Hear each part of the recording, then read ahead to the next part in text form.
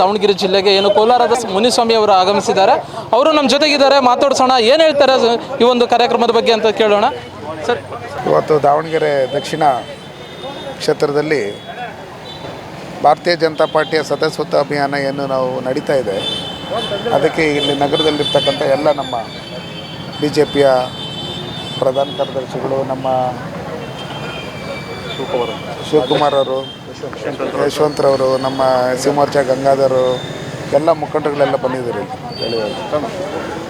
ನಮ್ಮಲ್ಲಿ ಇಡೀ ದೇಶದಲ್ಲಿ ಭಾರತೀಯ ಜನತಾ ಪಾರ್ಟಿ ಕಳೆದ ಬಾರಿ ಏನು ಸದಸ್ಯತ್ವ ಅಭಿಯಾನ ನಡೀತು, ಇಡೀ ಪ್ರಪಂಚದಲ್ಲೇ ದೊಡ್ಡ ರಾಜಕೀಯ ಪಾರ್ಟಿ ಅಂತ ಹೇಳಿ ಹೊರಮಿತ್ತು.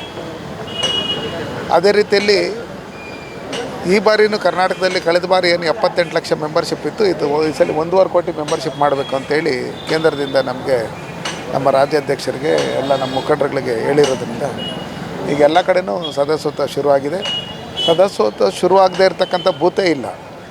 ಈಗಾಗಲೇ 36 ಲಕ್ಷ ಕರ್ನಾಟಕದಲ್ಲಿ ಇದಾಗಿದೆ.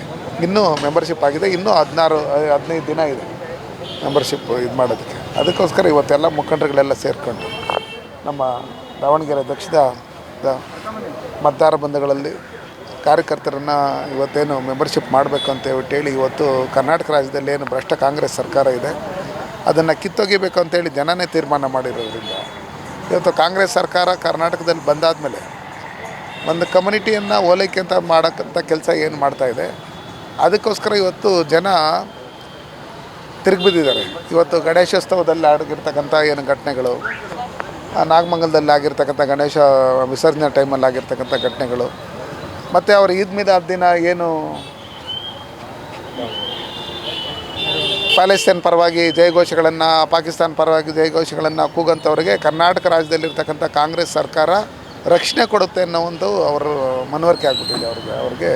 ಆದ್ದರಿಂದ ದೇಶ ವಿರೋಧಿ ಚಟುವಟಿಕೆಗಳು ಮಾಡೋಂಥವ್ರು, ಹಿಂದುತ್ವದ ವಿರೋಧಿ ಮಾತಾಡೋಂಥವ್ರು, ಭಾರತದ ವಿರುದ್ಧವಾಗಿ ಮಾತಾಡೋಂಥವ್ರಿಗೆ ಅಲ್ಲಿ ರಕ್ಷಣೆ ಇದೆ ಅಂತ ಗೊತ್ತಾಗಿರೋದ್ರಿಂದ ನಮ್ಮಲ್ಲಿ ಭಾರತೀಯರು, ಈ ದೇಶದ ಭಾರತದ ಪ್ರತಿಯೊಬ್ಬರನ್ನು ಎಚ್ಚೆತ್ಕೊಂಡು ಮುಂದಿನ ದಿನಗಳಲ್ಲಿ ಇಡೀ ದೇಶದಲ್ಲಿ ಎಲ್ಲೂ ಕಾಂಗ್ರೆಸ್ ಸರ್ಕಾರ ಬರಬಾರ್ದು.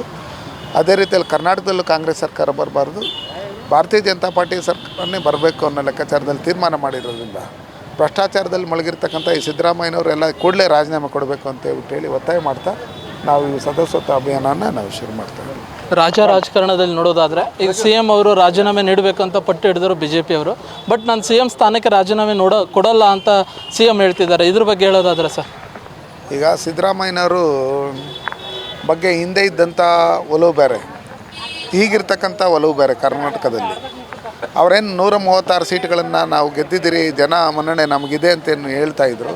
ಇವತ್ತು ತದ್ವಿರುದ್ಧವಾಗಿ ಲೋಕಸಭಾ ಚುನಾವಣೆಯಲ್ಲಿ 145 ವಿಧಾನಸಭಾ ಕ್ಷೇತ್ರಗಳಲ್ಲಿ ಭಾರತೀಯ ಜನತಾ ಪಾರ್ಟಿಯ ಅಭ್ಯರ್ಥಿಗಳು ಏನು ಲೋಕಸಭೆಗೆ ನಿಂತಿದ್ರು, ಅಲ್ಲಿ ಲೀಡ್ ಕೊಟ್ಟಿರ್ತಕ್ಕಂಥದ್ದು ನೀವೆಲ್ಲ ನೋಡಿದ್ದೀರಿ. ಇವತ್ತು ಚುನಾವಣೆ ಬಂದರೆ 150ಕ್ಕಿಂತ 160 ಸೀಟು ನಾವು ಭಾರತೀಯ ಜನತಾ ಪಾರ್ಟಿ ಶಾಸಕರು ಗೆಲ್ತಾರೆ. ಅದರಲ್ಲಿ ಹಿಂದೆ ಸಿದ್ದರಾಮಯ್ಯನವರು ದೇವರಾಜ ಹೆಸರು ಹೇಳ್ತಾಯಿದ್ರು, ಅಂಬೇಡ್ಕರ್ ಹೆಸರು ಹೇಳ್ತಾಯಿದ್ರು, ಬೇರೆಯವ್ರ ಹೆಸರು ಹೇಳ್ತಾಯಿದ್ರು. ನಾವು ಅವ್ರಿಗೆ ಮಾದರಿ, ಅವ್ರ ನೆರಳಲ್ಲಿ ಹೋಗ್ತೀರಿ, ಅವ್ರ ಹಾದಿಯಲ್ಲಿ ಹೋಗ್ತೀರಿ ಅಂತ.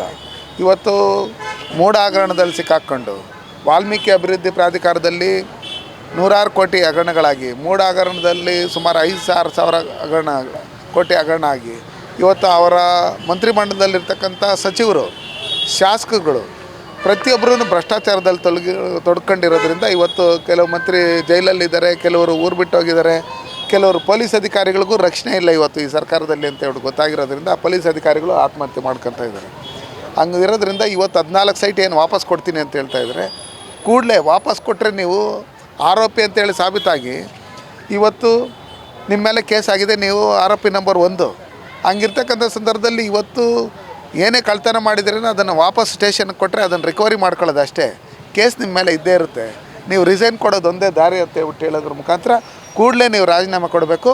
ನೀವು ರಾಜೀನಾಮೆ ಕೊಟ್ಟಿಲ್ಲ ಅಂದರೆ ಅಂಬೇಡ್ಕರ್ ಹೆಸರಾಗಲಿ, ದೇವರಾಜ ಹೆಸರು ಹೇಳೋಕ್ಕಾಗಲಿ ನಾಳೆ ಅಂತ ಹೇಳೋಕ್ಕೆ ಇಷ್ಟಪಡ್ತೀನಿ. ಇವತ್ತು ಎಷ್ಟೋ ಜನ ರಾಜಕಾರಣಿಗಳ ಮೇಲೆ ಇವತ್ತು ಯಡಿಯೂರಪ್ಪವ್ರ ಮೇಲೇನೂ ಆರೋಪ ಬಂದಾಗ ಕೂಡಲೇ ಅವ್ರು ರಿಸೈನ್ ಕೊಟ್ಟು ತನಿಖೆಗಳು ಮಾಡಿದ್ರು.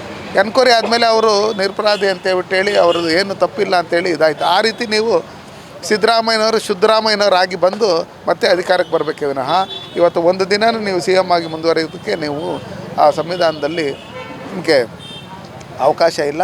ಅದಕ್ಕೋಸ್ಕರ ನೀವು ಸಂವಿಧಾನದ ಬಗ್ಗೆ ಹೆಚ್ಚಿಗೆ ನಮಗೆ ಗೌರವ ಇದೆ ಅಂತ ಹೇಳೋಂಥವ್ರು ಅಂಬೇಡ್ಕರ್ ಬರೆದಿರ್ತಕ್ಕಂಥ ಸಂವಿಧಾನದ ಬಗ್ಗೆ ಅಂಬೇಡ್ಕರ್ ಹೆಸರು ಹೇಳೋದು ದೇವರಾಜ ಹೆಸರು ಹೇಳೋಂಥವ್ರು ಕೂಡಲೇ ರಾಜೀನಾಮೆ ಕೊಡಬೇಕು. ಈಗ ಹೇಳೋದೊಂದು ಮಾಡೋದೊಂದು ಆ ಲೆಕ್ಕಾಚಾರದಲ್ಲಿ ಬಂದಾಗ ಕರ್ನಾಟಕ ರಾಜ್ಯದಲ್ಲಿ ಜನ ಇವರು ಭ್ರಷ್ಟರು ಅಂತೇಳಿ ಗೊತ್ತಾಗಿರೋದ್ರಿಂದ ಕೂಡಲೇ ನೀವೇನು ಕಾನೂನು ಪಂಡಿತರಾಗಿದ್ದೀರಿ, ನೀವು ಕೂಡಲೇ ರಾಜೀನಾಮೆ ಕೊಡಬೇಕು. ನೀವು ಹೇಳೋದೊಂದು ನಡ್ಕೊಳ್ಳೋದೊಂದು ಅಂತೇಳಿ ಈಗಾಗಲೇ ಜನಗಳಿಗೆ ಗೊತ್ತಾಗಿರೋದು. ನೀವು ಗ್ಯಾರಂಟಿಗಳು ಕೊಟ್ಟು ಇವತ್ತು ಆ ಗ್ಯಾರಂಟಿಗಳನ್ನು ಸರಿಯಾಗಿ ಜನಗಳಿಗೆ ತಲುಪದೆ ಇವತ್ತು ಸರ್ಕಾರಿ ನೌಕರರಿಗೂ 1ನೇ ತಾರೀಕು ನೀವು ಸಂಬಳ ಕೊಡೋಂಥದ್ದು ಇವತ್ತು 10ನೇ ತಾರೀಕು 15ನೇ ತಾರೀಕು ಮಾಡ್ತಾಯಿದ್ದೀರಿ ಅಂದರೆ ಟೋಟಲಿ ಅಭಿವೃದ್ಧಿ ಅನ್ನೋದು ರಾಜ್ಯದಲ್ಲಿ ಕುಂಠಿತ ಆಗಿದೆ. ಭ್ರಷ್ಟಾಚಾರದಲ್ಲಿ ತೊಡ್ಕೊಂಡಿದ್ದೀರಿ. ಇವತ್ತು ನಿಮ್ಮ ಮೇಲೆ ಕೇಸ್ ಆಗಿದ ತಕ್ಷಣ ನೀವು ರಿಸೈನ್ ಕೊಡಬೇಕಾಗಿತ್ತು. ಇಷ್ಟು ಡಿಲೇ ಮಾಡಿಕೊಡ್ದು ಅಂತ ಹೇಳ್ಬಿಟ್ಟು ಹೇಳೋಕ್ಕೆ ಇದು ಏನು ಮುನಿಸ್ವಾಮಿಯವರ ಮಾತು.